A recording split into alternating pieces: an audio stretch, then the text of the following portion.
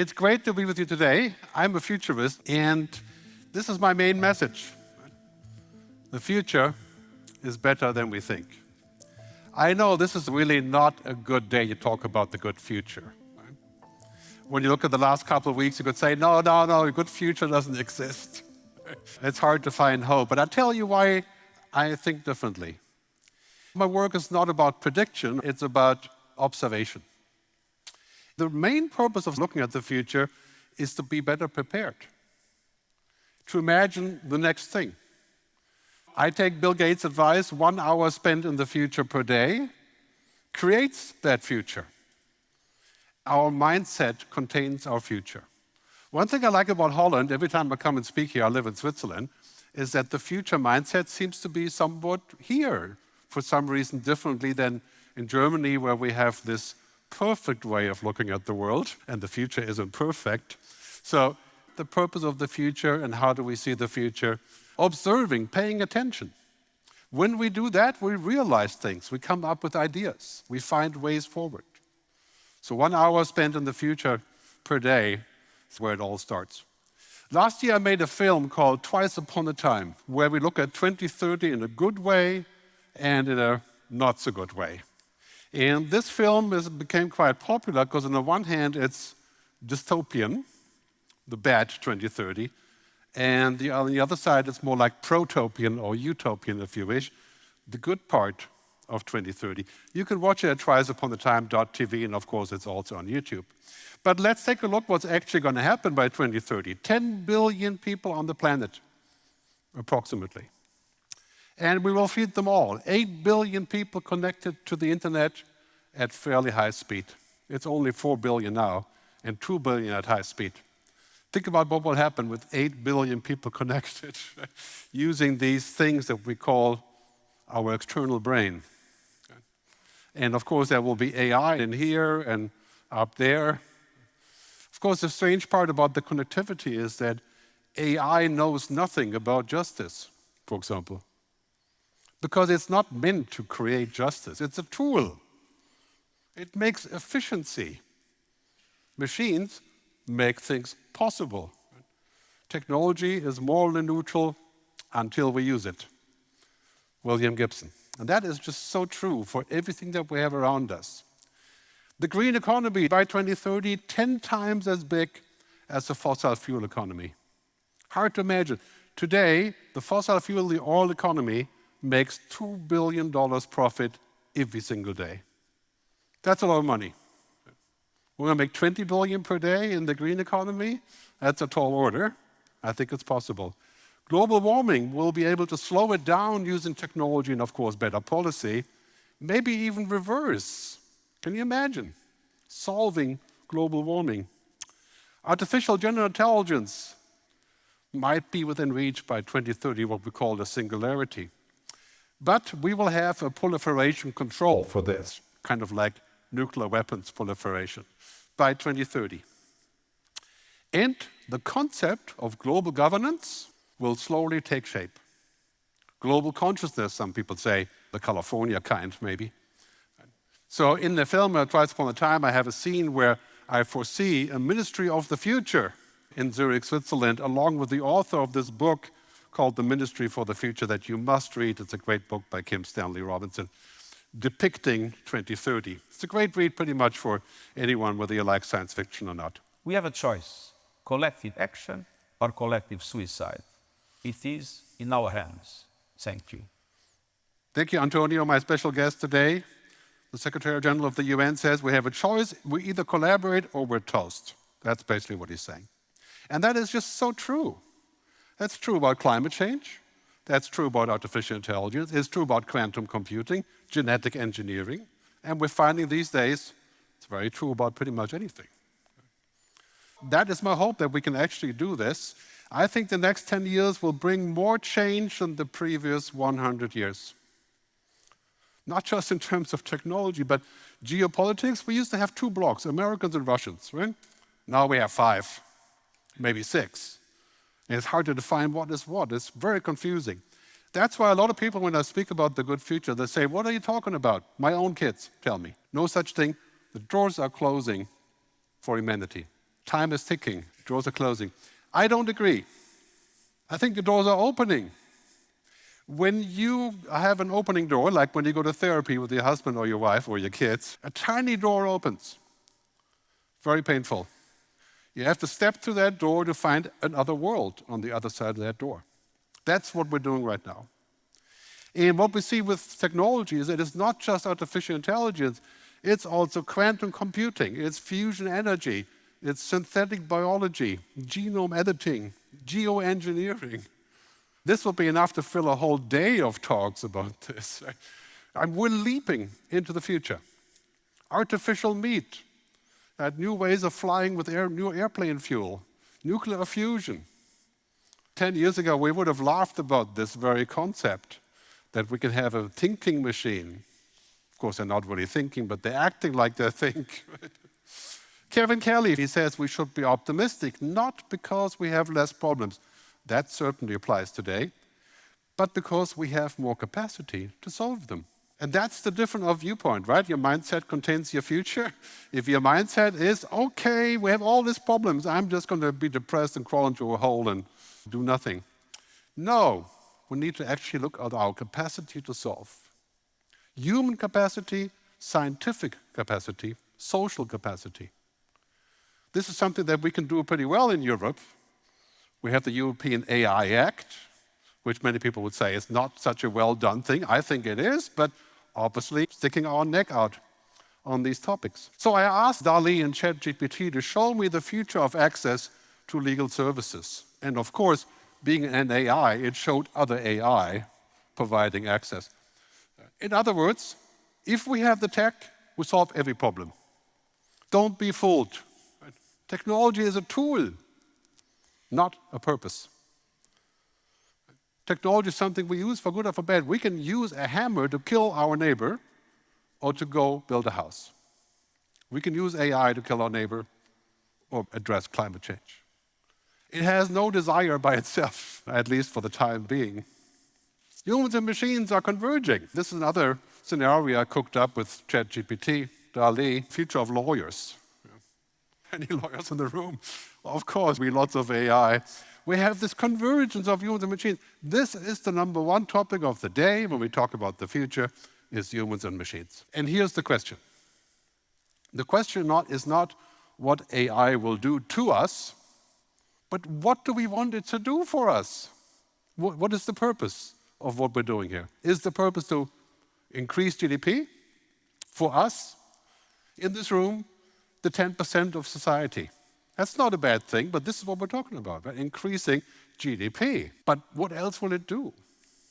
So when we look at this future, there's three revolutions. The first, the digital revolution, which is mostly about AI now, but there's a lot more to it. The second one, the sustainability revolution.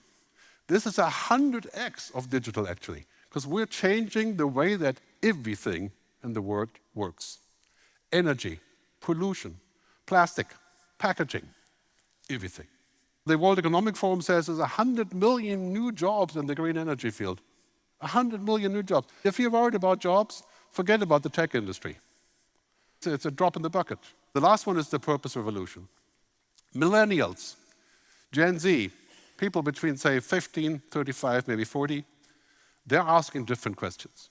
And that question is, what does it all mean? Can I trust you? What's the purpose of your company?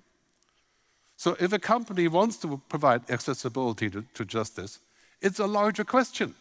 We have to think about this in a larger way because now the millennials are taken over. By 2030, they will have inherited the money from people like me, empowering, especially in Asia or the Middle East, young people to take over. We're going to have young politicians, young leaders, young CEOs, and female, of course, that's the other thing. I wish we had Jacinda Ardern times 500. With technology, clearly, it could be heaven or it could be hell. Yes, we can use technology to solve climate change, solve disease, solve cancer, solve energy. Will we solve wars with technology? Technology is driving wars, as we find out. AI is already used for that now. Too much of a good thing can be a very bad thing. That is so true for smoking, food, cigarettes, coffee, right? But also for technology. Too much technology will dehumanize us because it is easier for us to become a play ball of data than to stay human. It's easier for me to have relationships with the screen than with real people. Because the screen doesn't talk back. It does whatever you want it to. Right? Blade Runner 2046, he falls in love with a hologram. The movie Her, you've seen all of this. And then it's about collaboration. If we want to have these revolutions and actually have a flourishing future, we have to collaborate. Like Antonio Guterres said, collaborate or perish. That's our choice. It's a stark message, but it's so true. For example, with synthetic biology, the idea of applying biological principles to engineering, or vice versa, to create stuff like this. Organic meat grown in a lab through fermentation. Sounds disgusting, but it actually isn't. Yeah, this could feed the world in 10 years. Synthetic biology making a new kind of garments, or, of course, airplane fuel. These solutions are all within a decade. Imagine we can fly without using regular fossil fuel. What's happening here with what I call Big Blue, not IBM, but technology, is that it's being augmented by Big Green, everything becoming circular, and the color of the chakra in India, Big Purple, people, planet, purpose, prosperity. They're all coming together. If you don't understand this, you're in deep trouble. You put all your money here, that's all nice and fine, but it's a larger story. This alone will not be enough. Technology alone will not save you, save us, or save humanity. Because it can be used in so many different ways. We need this. Telos, the Greek word for wisdom, purpose, understanding. A larger story than shareholder return. And this story is everywhere now, this story about how we can achieve telos. Because the question is no longer what is possible, because, as I'm sure you're aware, by 2030, everything is possible. You want to upload your brain to the internet, you could do that today. You could put your body on ice for 100 years, no joking, cryonics, and hope to wake up to a world where you can be fixed. The question is why? Why are we doing this? What's the purpose? It's also because clearly we're realizing now that technology has no ethics. Technology doesn't give a darn about our justice or feelings or any of those things. It's a program, it's binary, it only knows yes or no. So we should use it for the yes or no. That's what we can use it for. Ethics, knowing the difference between what is the right thing to do and what you have the right to do. Somebody tell that to Mark Zuckerberg. The worst offender in the world as far as that is concerned. And also the biggest earner on the stock market, which strikes me as a weird juxtaposition. We have to think about what we want, where we go with this. We have to think about this curve. We want productivity and efficiency to increase. For example, in legal services, yes, we can have a bot providing answers for legal issues. But will it dehumanize us or the system? Will it take something out that we should have? This is a very big question, but we don't just need great tools. We have great tools. We need great tellers, policy, politicians. I'm afraid all that stuff, of course, in the end boils down to politics in one way or the other, or civil society topics. Because if we are going to build a world that Al Gore called sustainable capitalism, if we are going to get there, we have to think about what we use technology for and what the purpose is, the larger story. To achieve a good future, we must broaden this economic logic. We must think about beyond the techno-optimism of Silicon Valley. This is the #1 investor in Silicon Valley, Mark Andreessen. He says, no material problem, including those caused by technology, cannot be solved with more technology. That is true Silicon Valley speak. On the one hand, I say, yeah, I understand where you're coming from, but this is, of course, ridiculous because there's many things that technology makes worse. More effective killing, is that good? No, that's not good. It's more effective, but it's not good. And here's Sam Altman, the CEO of OpenAI. He says the future change, the biggest change, is the achievement of human capabilities, the phenomenal ability to think, create, understand, and reason. Do you want a machine that can understand, reason, and think? I want a machine that is just getting the job done. Competent machine, not a reasoning machine. That's our job, because reasoning goes beyond data. Then we go back to Milton Friedman, 1973. The purpose of a company is to monetize. Well, I'm here to tell you, of course, that's a ridiculous way to look at the economy, because it's essentially a suicide path. And that has timed out. We all know this, we just don't know really what to do about this.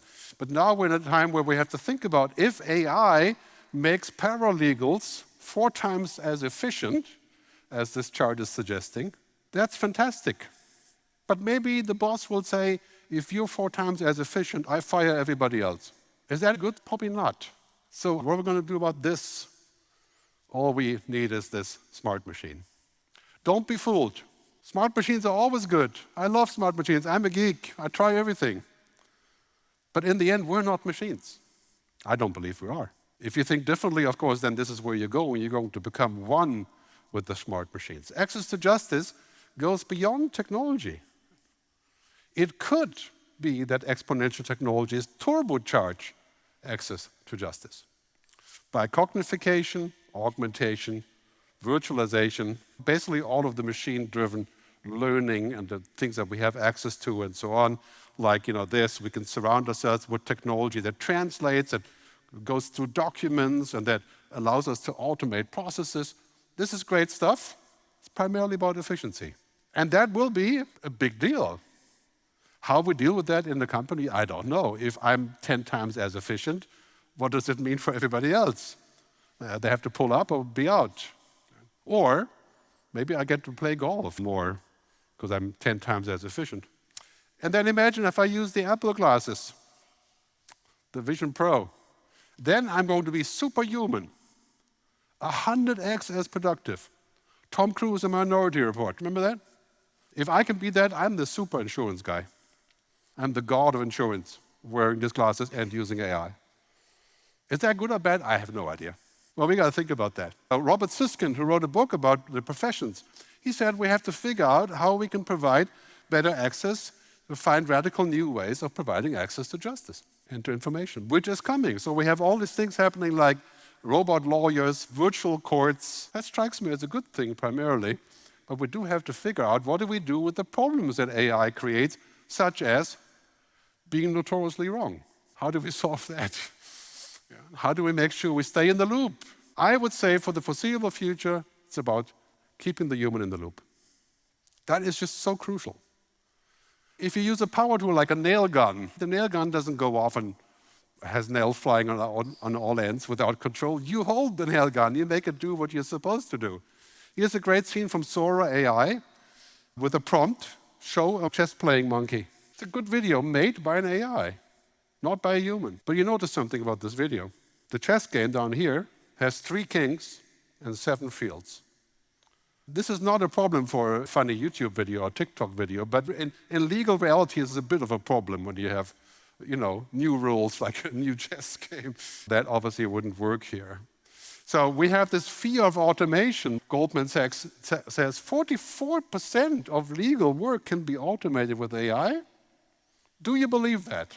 I would say, yeah, it's the routine, yeah. The commodity work, filing, checking. But 40%, we have 100 companies like this, basically providing legal applications with AI.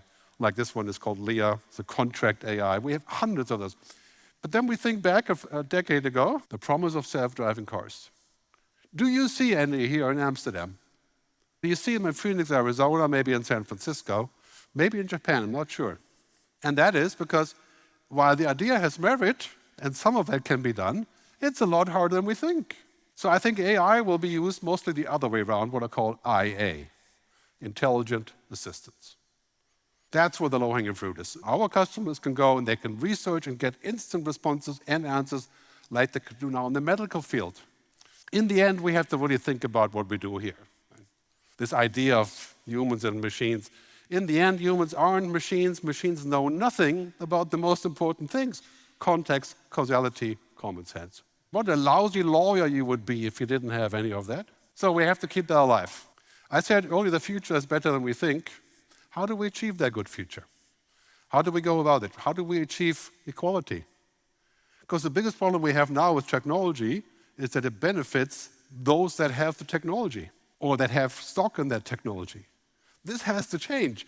we're going to keep that K-curve up, it leads to war, social injustice. That has to be fixed. So we need new things, we need new ideas, new laws that help us figure out how we're going to actually put that in place. I don't know if sustainable capitalism is still capitalism or not, I have no idea. But it certainly points in the direction of a new concept. And when we look at all the things I showed earlier, this is the key question. Who is mission control? Who says what the rules are? We have to figure out the bottom line of those rules, not every rule. Like, we don't have a legislation that talks about hammers. People use hammers and things go wrong, but we don't have a law that governs hammers. But we do need a law that governs AGI. It's just a much bigger hammer. 6 future principles, I'll wrap up with this. First, technology. Exponential, convergent, combinatorial. The power of technology. If we stand here today, you ain't seen nothing yet, as the song goes. 10 years from now, 256. If we're 4 now, it's exponentially 256. 20 years, 1 million times as far. So we have to think about this, because humans aren't exponential, we're analog, we're organic. Society, this is really what matters to us. Holistic approach that is good for everyone, circular economy, sustainable, human purpose. And not just human, but also planetary purpose. That's what matters to us. Empowerment is not just about better tools or better deals. It's also a larger story where we have to shape the future, because the future is a verb. It's something that we make. It's not something that is being made in Silicon Valley or in China, just falls down on us here. Buckminster Fuller, we are to be architects of the future, not its victims. I want to close with that, and I wish you all luck in the future. Thank you.